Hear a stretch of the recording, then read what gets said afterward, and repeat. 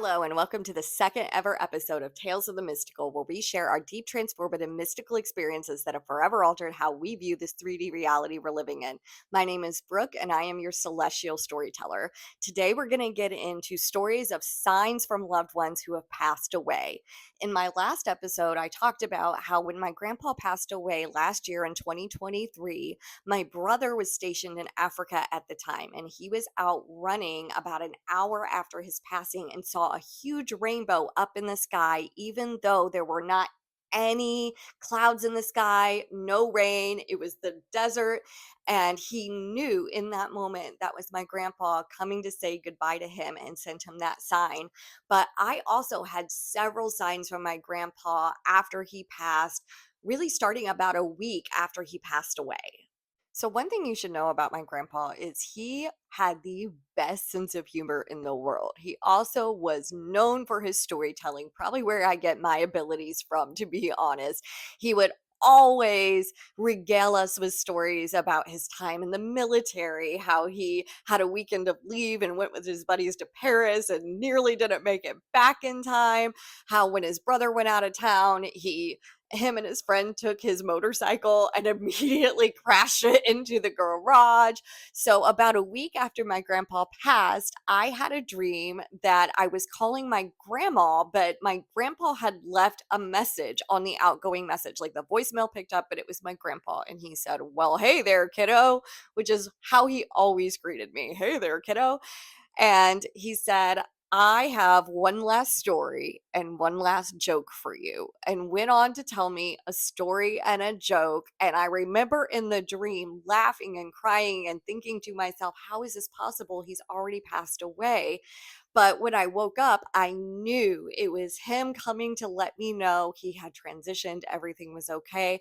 Sadly, for the life of me, I cannot remember what the story was or what the joke was, but that was just the first of many, many signs that I was about to receive.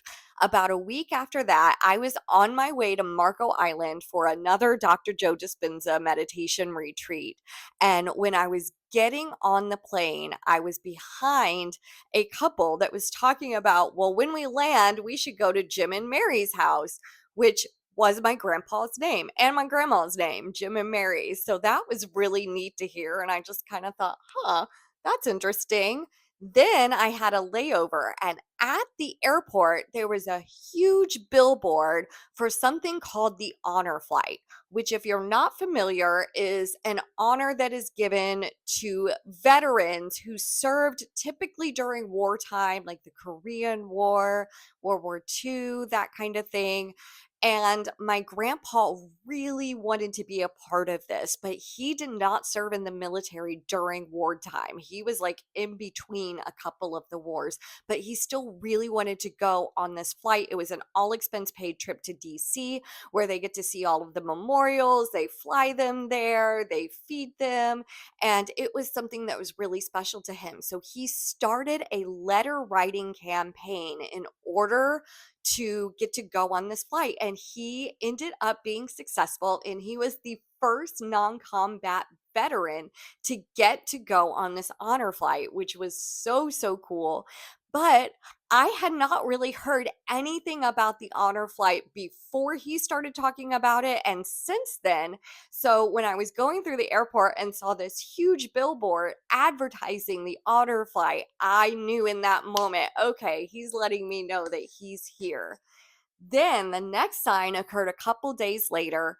We were going into a coherence healing, which I talked a little bit about in my last video. It's something that is unique to Dr. Joe Dispenza events where you go into a room, you get into a really high vibrational state of unconditional love, and then you send that love to somebody known as the healee during the meditation. And you can find more about this on his website, www.drjoedispenza.com, if you want to learn more about the coherence healings. But we were getting ready to go into the first coherence healing of the conference, and I was standing right behind a girl who was wearing an altar for caterpillar sweatshirt, which my grandpa worked at Altarfer for over 30 years. He retired from there. And this is a company that is really specific to the Midwest. There's only about 12 locations across Missouri, Illinois, Iowa, I think maybe Indiana. But it's a very niche company and they are known for manufacturing Caterpillar tractors. So it's something growing up, we would always get calendars and different Altarfer or Caterpillar swag. And it's not really something you see outside of the Midwest. So going into this healing, seeing a girl wearing an Altarfer shirt, I was like, okay, if it wasn't happening before, I know for sure now these are all signs sent to me by my grandpa. But the most exciting, kind of obvious sign from him was about to occur during the healing. As we were walking into the healing, I started getting into a state of love and gratitude for everyone around me.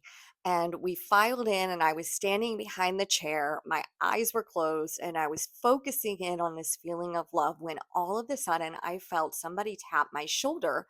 So I was wearing an eye mask. I lifted it up and looked around, and there was a volunteer standing there signaling for me to lay down in the group to be the healee for this coherent session. I was completely shocked as I had not applied to be a healee. At the time, I wasn't really dealing with any major health problems, but I did not kick a gift horse in the mouth, if you will. And I went ahead and laid down. And this session was so incredibly profound. As soon as I laid down, I could feel the love from every single person in the room, and I immediately started crying. It was so overwhelming, very similar to what I talked about in the last episode, as when I had my oneness experience with Jesus, and when my grandpa showed me how much he loved me during our shared death experience. So, this was really, really neat. It's really hard to describe, but let me try. You know, when you walk into a room and you can sense if there's tension or someone has been fighting, you can just feel the energy in the room and feel that tension. It's like that, except the complete opposite. It is feeling love from 2,500 people in a room all at the same time. So I started shaking, I started crying, and I did kind of have the thought for just a second of why did they choose me? And almost feeling a little bit unworthy because I knew there were people at this event who really wanted the healing, who had applied, who were very sick with different diseases. But then I had to think to myself immediately, no, I was chosen for a reason. And man, I definitely was chosen for a reason and it was about to reveal itself. I should add here that we had just buried my grandpa the weekend before this event.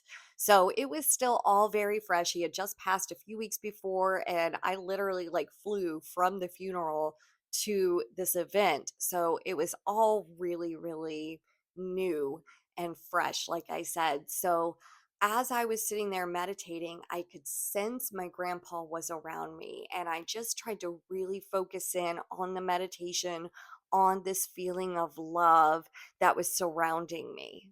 I was really working on just receiving the love, which I should add here. It is a lot easier to give that love to someone else than to receive it and to know that you are worthy on it of it.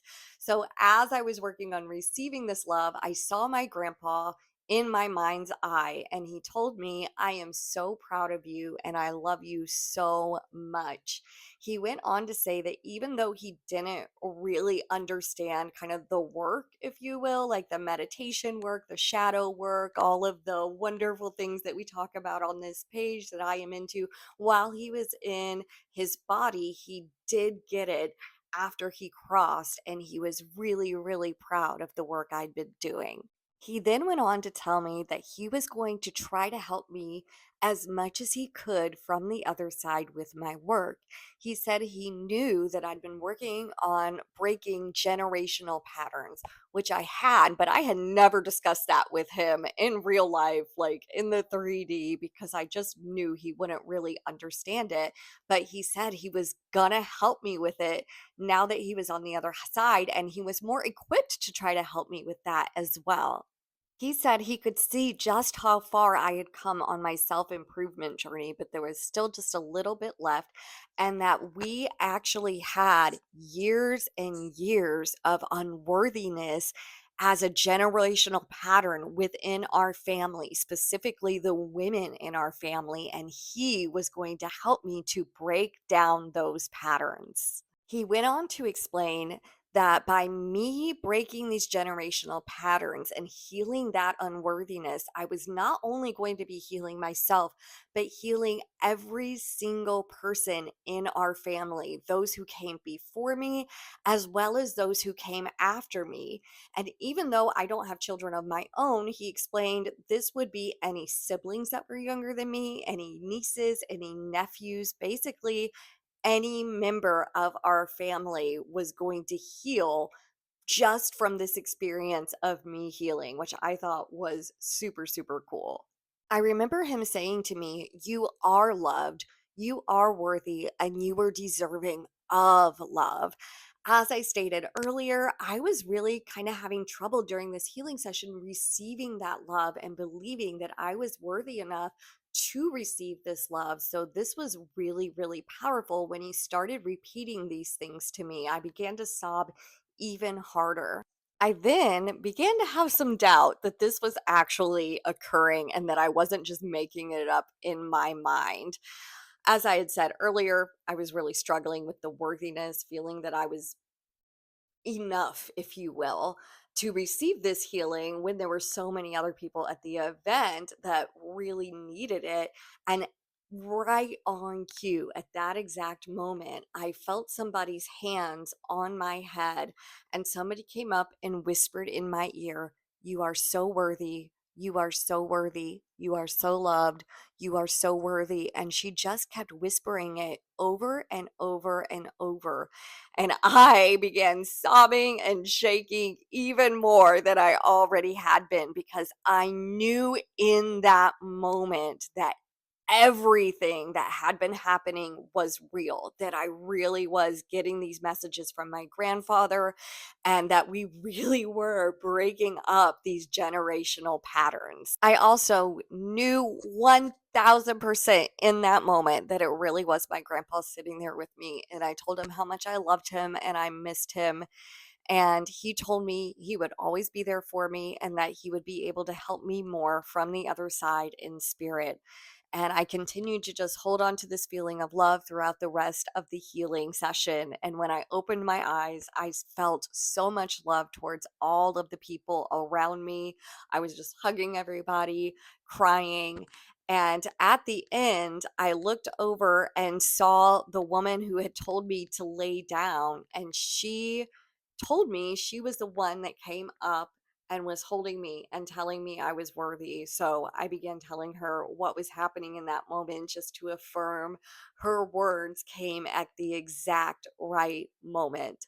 So that was my big sign from my grandpa shortly after he passed, but that was by far not the last. 1 year after my grandpa passed, I asked him for a sign because I had not heard from him in a while. Even though I had all of these wonderful experiences in the weeks following his passing, I really was craving that connection because, again, I had not had it in such a long time.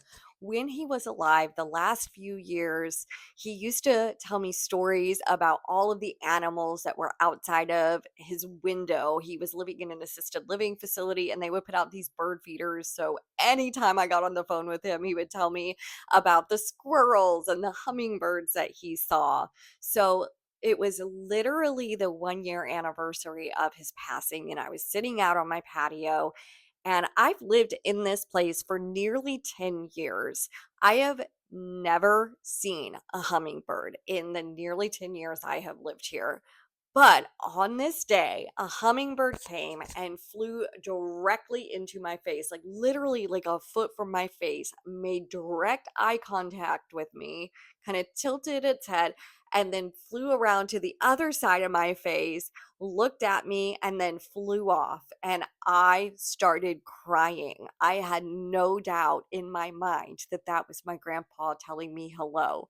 But I did not have much time to take in this moment because right then I heard all of this commotion and looked over in my neighbor's yard, and there is this squirrel eating a peach that was like bigger than the squirrel's head. It was the funniest thing. And the squirrel came running, jumped up on the fence, ran through the yard, and then went underneath my car and proceeded to eat this peach while staring at me, like making direct eye contact. And it was the funniest thing. And I just knew that it was my grandpa telling me hello and that he had sent me both of these animals as a sign, letting me know he was still here, still watching out for me. And I just knew also that if he was alive, he would be telling this story to anyone who would listen. Y'all won't believe this squirrel eating this peach that was bigger than its head. And so it just really made my day. And it just was confirmation to me that even when our loved ones passed on, they are not really gone. They continue to watch over us. They can send you those signs, whether they're in dreams, whether they're in symbols, such as seeing the poster of the honor flight or overhearing people talking about going to Jim and Mary's house for dinner, or coming to you in a meditation like what I had during the coherence healing. So if you've ever had a story like this, please share them below. You can also email me at talesofthemystical@gmail.com. I am also on Facebook, TikTok, Instagram, all the socials. I have a Reddit page as well. And let me know too what other stories you all want to hear about. I think I'm going to do a part two to the signs from loved ones who have passed and read you all some stories from my Reddit page because I have some really cool experiences that I want to share from there as well. But let me know what other subjects interest you. If you want to hear stories about NDEs, about out of body experiences, plant medicine journeys, more meditation experiences, more experiences I had at Dr. Joe events, or sound healing, breathwork journeys, whatever it might be. Or if you have a subject you want to hear about that I haven't stated, put it in the comments below and don't forget to like and subscribe.